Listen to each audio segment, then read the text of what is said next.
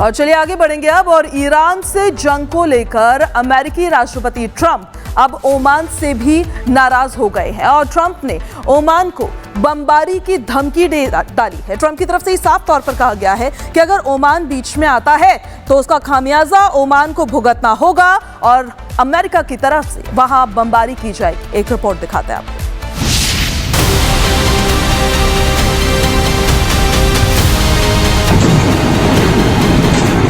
अमेरिकी राष्ट्रपति Donald Trump ने ईरान को लेकर ओमान को बमबारी की धमकी दी है।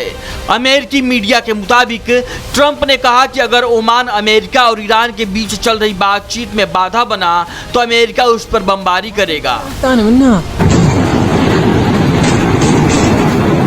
हालांकि ट्रंप ने यह नहीं बताया कि ओमान ने ऐसा क्या किया था जिसे वो रुकावट मान रहे हैं।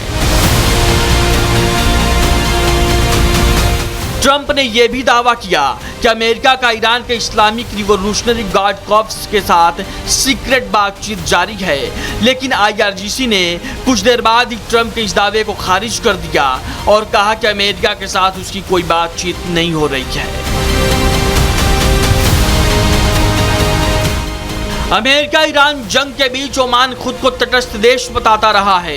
अमेरिका और ईरान के बीच बातचीत में मध्यस्थ की भूमिका निभाता रहा है। जंग शुरू होने के बाद ईरान की ओर से ओमान पर कई हमले हुए, लेकिन इसके बावजूद दोनों देशों के बीच बातचीत कराने में उसकी भूमिका बनी रही।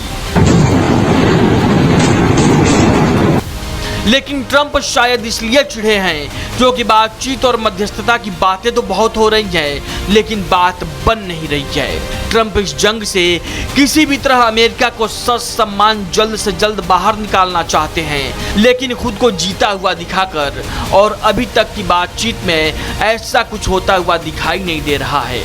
ट्रंप का यह बयान इसलिए भी अहम माना जा रहा है क्योंकि ये पहली बार है जब उन्होंने मध्यस्थ की भूमिका निभा रहे ओमान को सीधे सैन्य कार्रवाई की धमकी दी है। Bureau report, Republic Bharat.